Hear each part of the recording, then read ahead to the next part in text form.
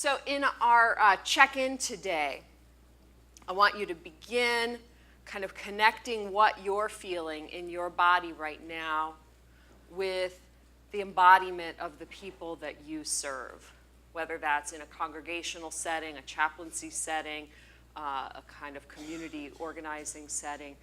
As you check in, say good morning to your body, I want you to first ask, where in my body right now am I holding the people that I serve? Just take a moment with that question. Where in my body right now am I holding the people I serve?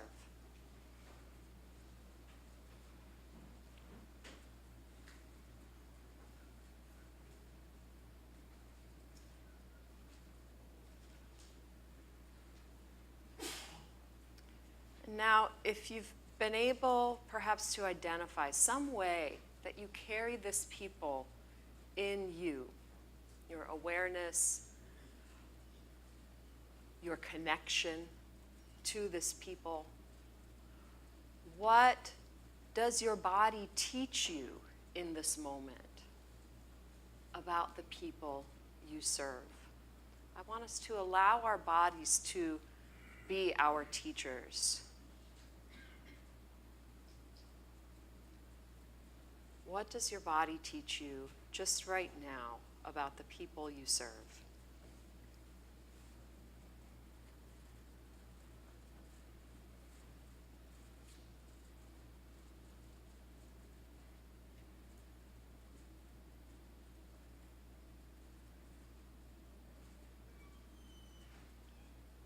Okay, maybe you found that exercise a little more difficult, a little abstract, and so I'm going to invite you just to kind of play with that in days ahead, in times ahead.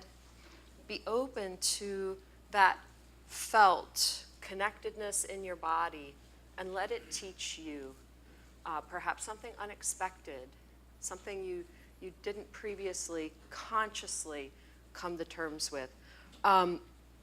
Today, I would really love to hear from all of you. I really, really would. And our question is a little bit different. So tomorrow, if I can have some assistance. Tomorrow, what do you really hope that we're going to be talking about? Our topic tomorrow is very simply, as Sally was saying, it's implications for your preaching. We've touched on it, here and there, but that's going to be the focus of our whole session tomorrow. And I'm open to doing some freestyling in that session. So just one thing, I can't promise we're going to cover everything, but here's your chance. I want to hear from you. One thing you hope we're going to address. So today's topic, racing hearts and faltering knees, embodied reception of biblical prophecy. Embodied reception. So the word reception, it's a little, before I get into that, the outline. We're going to talk about what is reception. We're going to then kind of land on some questions that are just going to get the wheels turning, some food for thought that's going to relate to your preaching. We're going to seed that early in the lecture.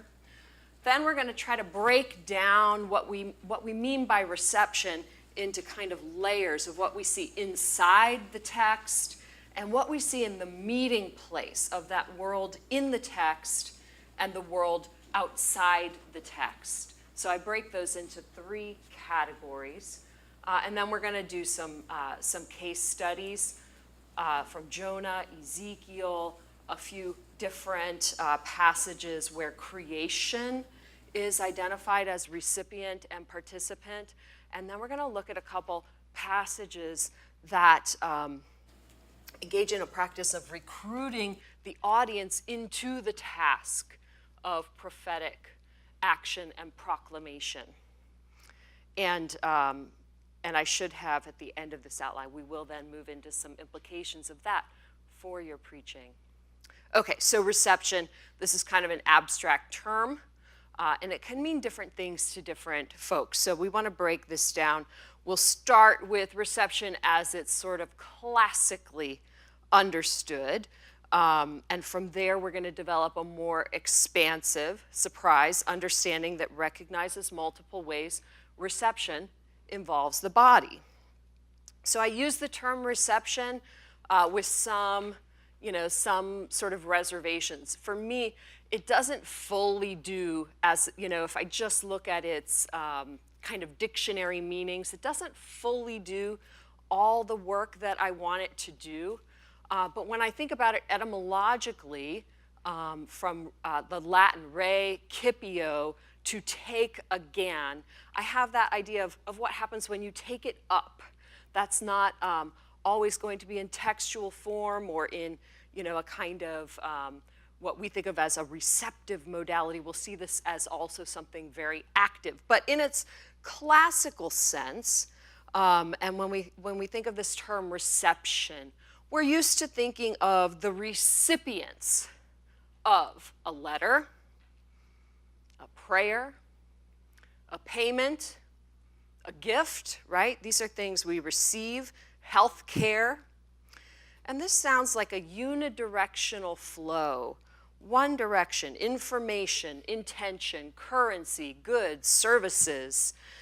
And when we speak of ancient texts like the books of the Bible, one of the things we mean by reception is that process of transmission, translation, preservation, publication, circulation, how that text got from wherever we think it started to these places on its journey through time and space and to us and its other audiences and users today. You may be familiar with the Latin phrase textus receptus. This refers to the manuscript tradition of the New Testament. You have a picture here from Erasmus's New Testament that was the first kind of published version of that textus receptus that was the basis for the translation in the Luther Bible, Luther's German translation. It was the basis for the Tyndale Bible, for the King James Bible. And in that usage of that word received, receptus, the term asserts authenticity through a claim to a venerable shared tradition. And that flow of transmission that we're talking about, not just this particular one, but that flow more broadly, let's say that's part of what I have in mind, okay? When I refer to the embodied reception of biblical prophecy. I mentioned yesterday that can we even think about the materiality of that process of transmission?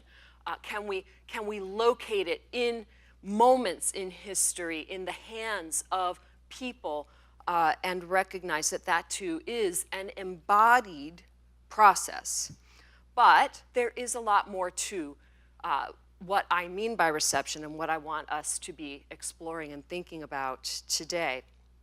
Now, a somewhat different sense of the term reception enters into biblical studies sort of first through the field of philosophical hermeneutics and phenomenology in the mid-20th century, when those are very long and sometimes alienating words. But phenomenology, if you're not familiar with this kind of branch within continental theology or philosophy, was really trying to look at lived experience, our processes. Can we understand how we understand? Can we describe it as an embodied process, as an experienced process, and get sort of behind that? Can we describe what's happening when we engage with a work of art? Can we describe what's happening when we play? Why do people like houses? Can we philosophize about that? That's the kind of thing that phenomenology was doing. And within that school of philosophy, we have this German, so a lot of this was happening in Germany, but not only in Germany. We have this phrase, so German, if you're at all familiar with this language, you know German loves its compound nouns. Looks daunting, is really not all that complicated. Wirkungsgeschichte, Geschichte is history. Wirkung, the working, right? How does something work in history over time? So Wirkungsgeschichte is often translated the history of effects or the effective history. I love this phrase. I love both of those translations. And it recognizes a complex, rich, multifold history in which the ways people engage with a text over time has real cultural effects, okay? So here we are, we might be looking at a text, but we might also be looking at a work of art or performance or music. And there are sort of analogous developments later on within communication studies that lend some, you know, kind of new perspectives and textures to how we understand these processes. So this history of effects includes what we may be more familiar with thinking of history of interpretation, history of interpretation. And when we consider that history, we tend to think kind of first what our minds go to. Usually things like commentaries, sermons, and we tend to think maybe of the works of Augustine, Luther, Calvin, and we think of those in part because we're conditioned to look for interpretations that, one, demonstrate erudition, and two, that have been passed down in books. And so just notice how that privileging of word and text governs even those choices and preferences about what we're paying attention to in this long history of engagement and effects. We less often include in that history things like dramatic performance, dance, film, visual and plastic arts, music, or ways that engagement with biblical texts has influenced or been used in economic systems. How has that engagement, and I say how has the engagement had these effects, not how has the text had these effects, okay? How has that engagement shaped communities and movements, impacted politics and policies? How has it shaped bodily disciplines? But history of effects recognizes also that what we call reception entails more than things we would call interpretation. It entails a broad range of responses to a text, a performance, or a work of art. These may include personal engagement or what is sometimes referred to as actualization, and I think that's very much what Sally's talking about in terms of where does it go in us, in our actions, in our lives, in the shapes of our communities after that engagement, that moment of engagement with the text, the word, and so on. So personal engagement, actualization, cultural effects that may be more difficult to tease out, new works of art that engage, take up, and respond to earlier works of art. And from this standpoint, we begin to see that reception is an active process. It is a creative process of engagement and response. Reception theory further recognizes that those who receive and engage with a text, performance, or other work of art do not receive it as though they were simply a blank slate to be written upon. They bring to that encounter their own complex histories, distinctive cultural, experiential, and cognitive frames. And so when we speak of the reception of biblical prophecy, we might think in terms of the diverse processes by which diverse audiences, hearers, readers interact with prophetic word and action. So for me, that's where I want us to start our thinking. Think of this as an interactive process, and I want us, as I mentioned before, to develop a broader, more embodied understanding of that process, that interactive process of reception that matches the more expansive understanding of embodied prophecy that we've been building through this week. So in the case of prophetic narratives, say, reception would include the interactions, responses, and transformed states, not only of those to whom the prophet proclaims or those who witness prophetic symbolic action, but also those for whom the prophet intercedes, prepares a meal, retrieves an axe head, or restores life. Okay, so we want to recognize that reception is taking place in all of those interactions. The interactive and relational nature of prophecy means that neither prophetic action nor response to it flow in one direction only. What we are calling reception entails a complex interplay of action and response that is fundamentally a form of interaction. So, that's our theory part. We got it over with. Yeah. Go back to the previous slide. Okay. The top one with embodied, was that embodied prophecy? Or where does it start, or does that start with an embodied receptor? Both. Okay. So, because prophecy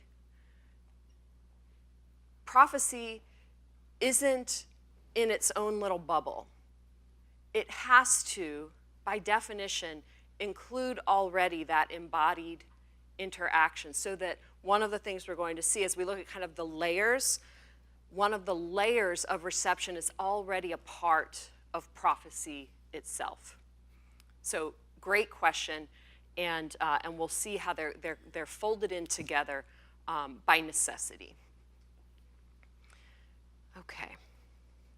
So some questions that I want to just seed now. You've been already, and I'm sorry, this is a little small. You've been already thinking about these, and I want us to keep them in view. So how does this awareness of the body, our relationship to our bodies, how does concern for the body generally, how does that shape ministry? Not just preaching, any ministry. Okay, can we challenge ourselves in the areas, maybe, if someone's doing chaplaincy in a hospital or in hospice, that's really obvious. But maybe for others it's less obvious for different kinds of ministry and settings, and we want to get in that space. How do recipients, and I use that term in our kind of expanded sense, experience and respond to prophecy and preaching in their bodies? Okay? We'll be exploring that, how that takes shape in some of the biblical narratives. But how do recipients, that includes people hearing your sermons, and not just hearing, but interacting with your sermons, how are they experiencing it in their bodies?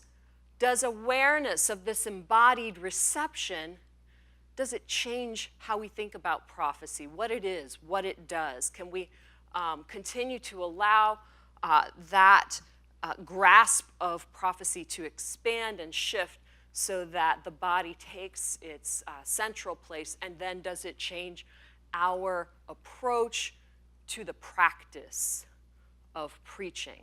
And if so, how? And we'll keep thinking and talking about that tomorrow.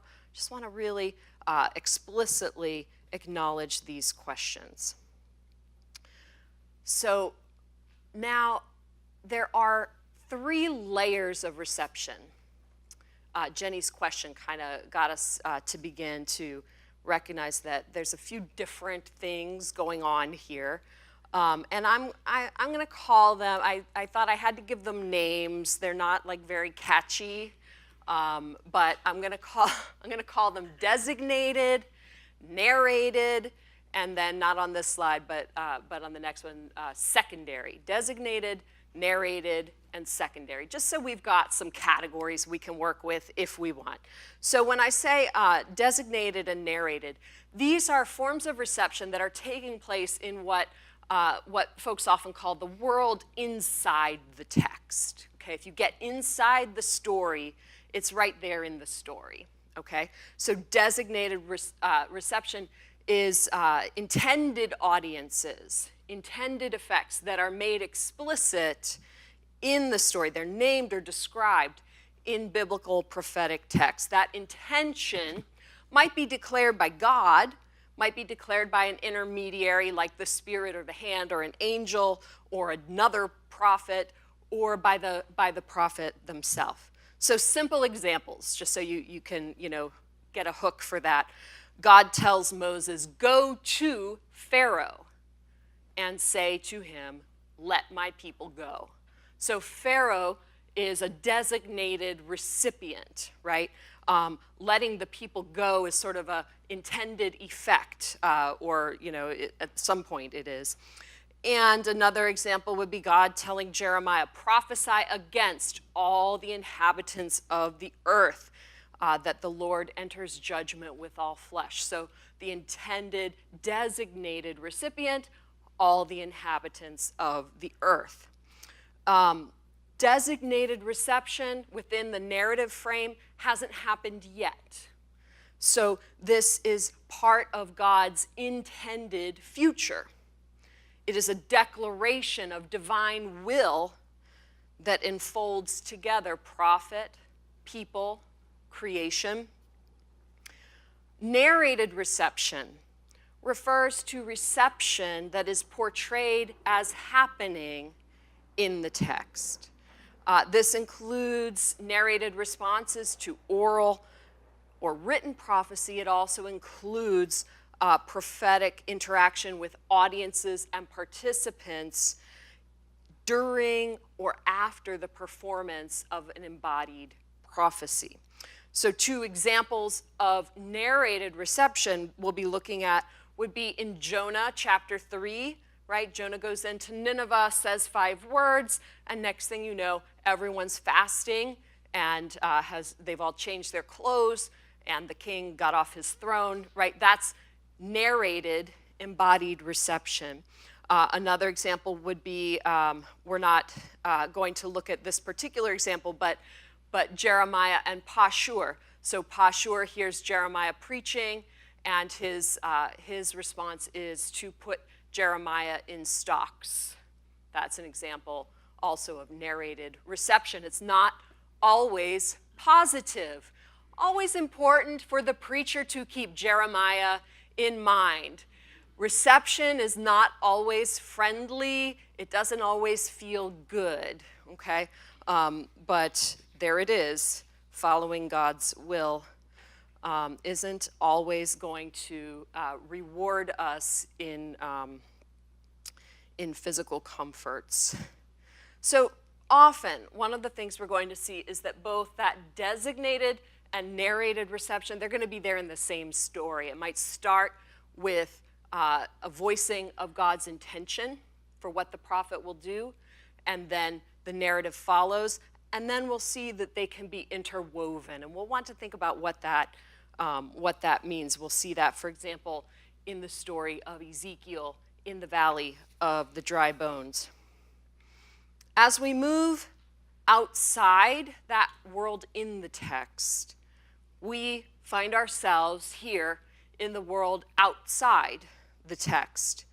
Secondary reception takes place where those 2 worlds meet.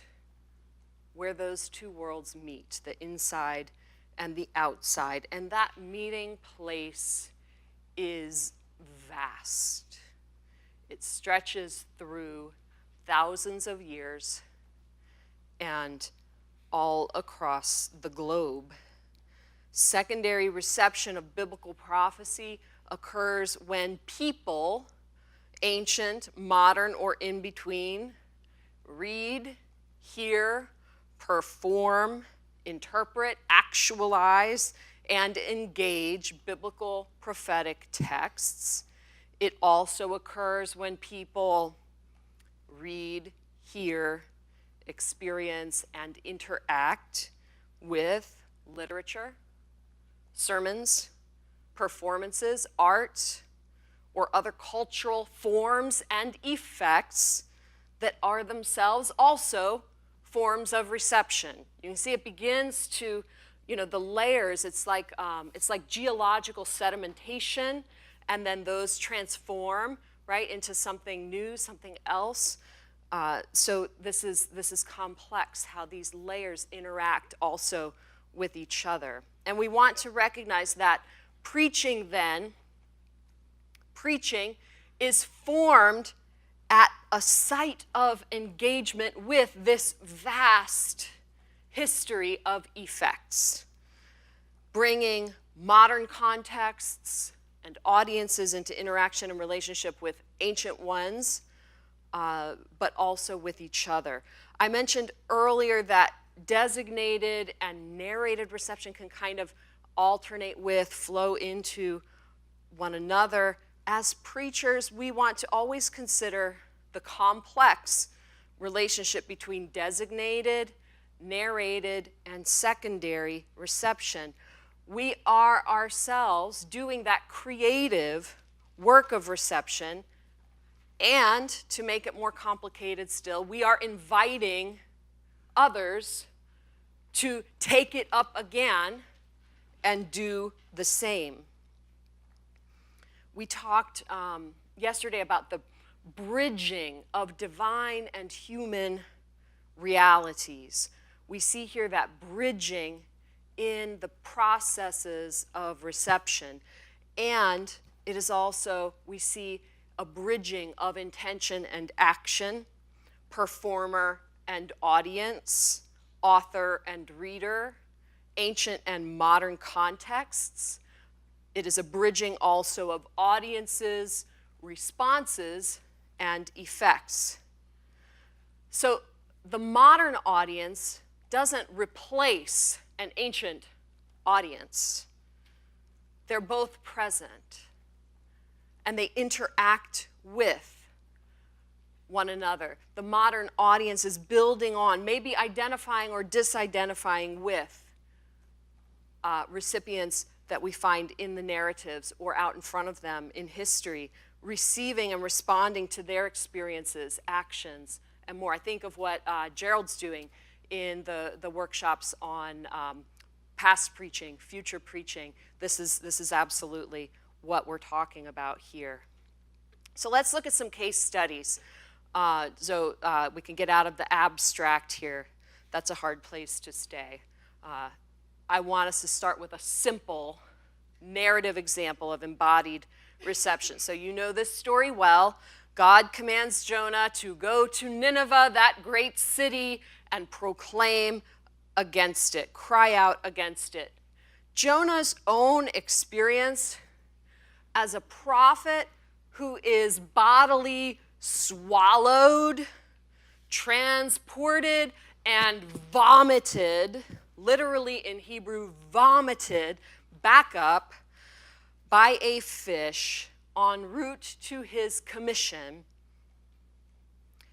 This provides for us a wonderful example of embodied prophetic experience. And we're going to see that Jonah's embodied vulnerability finds a match, a partner in the people's chosen embodied vulnerability. Okay, he doesn't like it, but they match. So in chapter 3, the people of Nineveh, they hear Jonah proclaim these 5 words. It's a little more than 5 in English, but 5 words. Yet 40 days and Nineveh will be overturned. And that word that we translate with the phrase in English, will be overturned, In Hebrew, this is a nifal participle, nepaket. If you are familiar with the nifal, you know that it's most often passive. Hence, that translation will be overturned. But it also has a reflexive meaning, something you do to yourself. And this is the same verb that we saw with Saul when Samuel said Saul was going to become another man. And I mentioned that in some ways, it was this like be turned inside out, be flipped over. But this can equally mean in Hebrew that they would turn themselves around. They would flip themselves over, turn themselves inside out. And the oracle is ambiguous. There's a choice embedded in that ambiguity. Their response to Jonah's prophecy is that, first of all, we're told they believed God. Never was a preacher as successful as Jonah. 5 words, they believed God. But their response was not merely inward belief. It found outer and embodied expression in a collective praxis of repentance. The common people convoked a fast. All of them, we are told, great and small, put on sackcloth. And then the king got up from his throne, got off from his throne, took off his royal robes, put sackcloth on his own body, and sat in a pile of ashes. He issued a royal decree, a performative act of writing and speech that forbade human or animal from eating or drinking. No one, he said, shall taste anything. Humans and animals would wear sackcloth and would together cry out to God. These actions would be catalyst, sign, expression. They would accompany a turning from evil. That is what God wanted them to do, to turn from evil and injustice. And though the king did not bank on influencing God, he did wonder if God might see what they were doing, hear their cry, and change God's mind.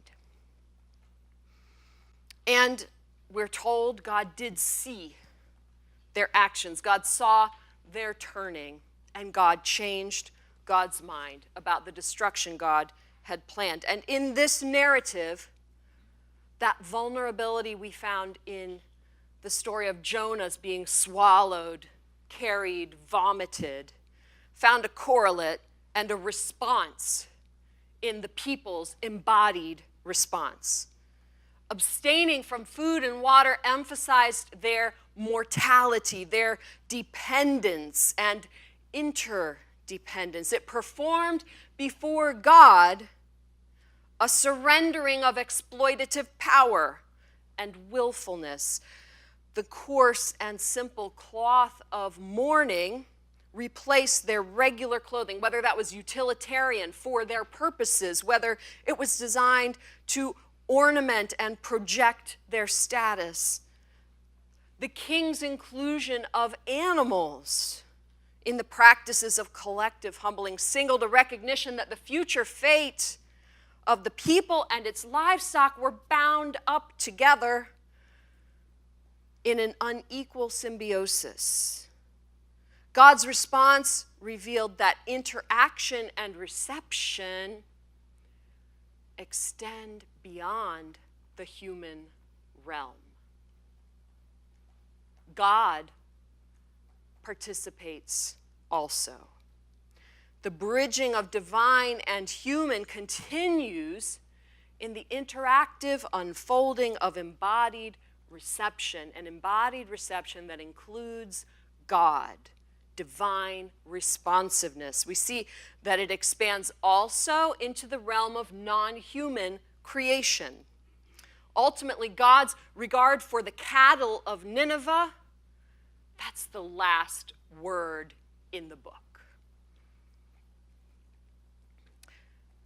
Ezekiel 37.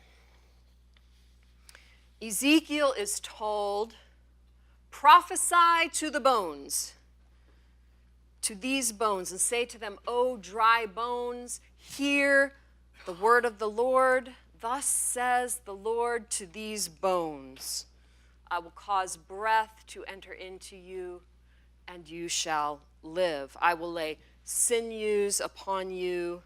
I will cause flesh to come upon you, and cover you with skin, and put breath in you, and you shall live, and you shall know that I am the Lord. Hear that designated reception within the command to the prophet, okay? So Ezekiel does as he is commanded, so that narrated reception follows designated reception. Action follows intention. And Ezekiel says, as I prophesied, suddenly there was a noise, a rattling, and the bones came together, bone to its bone. I looked, and there were sinews on them, and flesh had come upon them, and skin had covered them, but there was no breath in them. This rattling of bones, they're coming together, dramatizes an audible embodied response. We see through the prophet's eyes the return of flesh to these rattling bones, but the response is incomplete because there is no breath. Without breath, there is no life, there is no speech, there is no autonomous movement. And at this moment, another recipient, audience, and prophetic partner is identified in the narrative. Ezekiel must prophesy to the Spirit, to the breath, ruach, the Spirit. Notice, God becomes the designated recipient of prophecy by God's own command. Ezekiel says, God said to me, prophesy to the breath. Prophesy, mortal, and say to the breath, thus says the Lord God, come, breathe upon these slain, that they may live. Narrated reception again follows on designated reception in a scene that exemplifies embodied reception at the juncture of divine and human agency, collective action, and responsive speech. Ezekiel says, I did prophesy as God commanded me, and the breath came into them, and they lived, and they stood on their feet, a vast multitude. And then he said to me, mortal, these bones are the whole house of Israel. They say, our bones are dried up and our hope is lost. We are cut off completely. The breath, the Spirit, responds to Ezekiel's prophesying by entering into and animating human bodies. The bones receive life and stand together. They embody a miracle of resurrection, a possibility of a future. They also embody solidarity, witness. The slain, dispossessed, exiled, and discarded come together and stand upright together as a house, as a people, a community who witness shoulder to shoulder.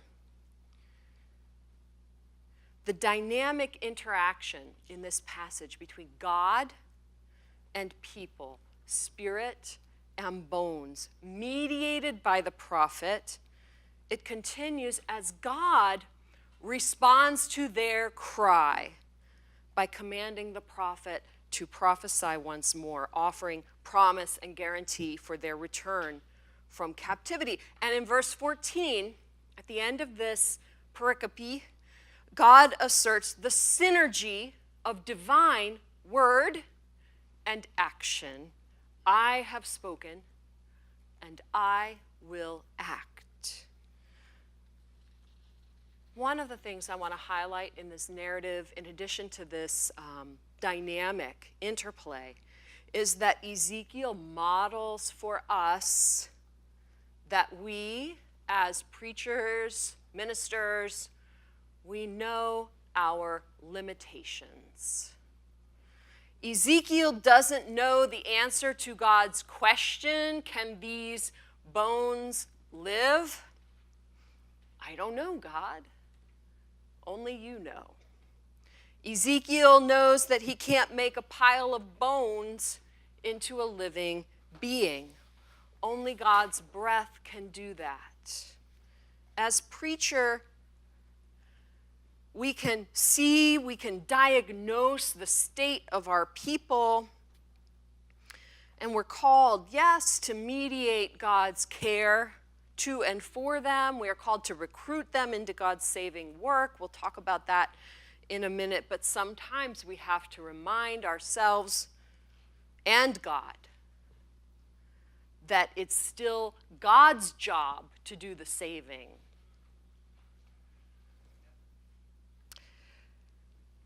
So I want us now to consider what may be an unexpected recipient and participant in biblical prophecy. Again and again in prophetic narrative and oracle, we encounter designated and narrated reception on the part of the earth, the landscape, non-human creation. The third sign Moses performs at God's command to establish his authority as a prophet is to strike the Nile River with his staff, and its waters turn to blood, transforming this element of water into the plasma-rich life force that nourishes and protects animal life. We become mindful of the homologies, the structural similarities between waterways and our own circulatory system, and begin to recognize in that homology an affinity, a kinship between animal life and the biosphere that we inhabit. The transformation of water into blood highlights the analogous embodiment of the entirety of the created world. Moses later parts the sea, purifies water, brings forth water from the rock. And when he does so, it shows how these created elements of fresh water, sea, and mineral both receive and participate in the prophet's action and God's plan for liberation and provision. Ezekiel is commanded, set your face toward the mountains and prophesy against them. And he's told to say, thus says the Lord God, to the mountains and hills, to the ravines and valleys.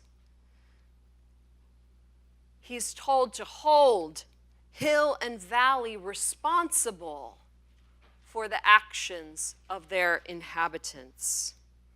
Isaiah's book begins with a summons to heaven and earth to witness to God's complaint against Israel. Isaiah enjoins the sea, the coastlands, and desert to sing and cry out the praise of God. And later he commands, sing, O heavens, for the Lord has done it. Shout, O depths of the earth. Break forth into singing, O mountains, forest, and every tree in it. For the Lord has redeemed Jacob and will be glorified in Israel. That verse, if you heard it, echoes the divisions and the multiplications of creation in Genesis 1, involving every aspect of the cosmos in the celebration of redemption. Together, these passages exhibit a strong sense of the interdependence and mutual responsibility of people and their environment. They caution that the prophet mediates not only between God and people, but between God, people, and the rest of creation. And with those examples in view, I want you to be thinking about, reflecting on the relationship between our own preaching and the created world we inhabit in our secondary reception, our encounter, engagement, and creative use of prophetic texts as communities and as preacher. How are we involving and engaging the rest of creation? How are we recognizing our mutual responsibility for one another? The last examples I want us to look at involve recruiting the audience. I want to tell you briefly something about Hebrew grammar that some of you will know, some of you may be interested to learn. So in English, if I give a command, if I say go or walk, you can't tell if I'm telling that to one person or a group of people. Okay? We have one form that we call the imperative form. In Hebrew, those forms are really different. The plural form ends in u, this strong U vowel that's kind of sticks with you. It's easy to identify. So in translation, we kind of miss a detail that's present in the text, where sometimes a command may be plural and we think it's singular. It may be singular and we think it's plural. In the lyrical prophetic poetry of Isaiah, there are passages that speak to this implied audience of hearers, readers, using a plural imperative, direct address, and sometimes we miss it in translation. So 2 examples. Isaiah says, comfort my people, speak tenderly to Jerusalem, cry to her that her penalty is paid.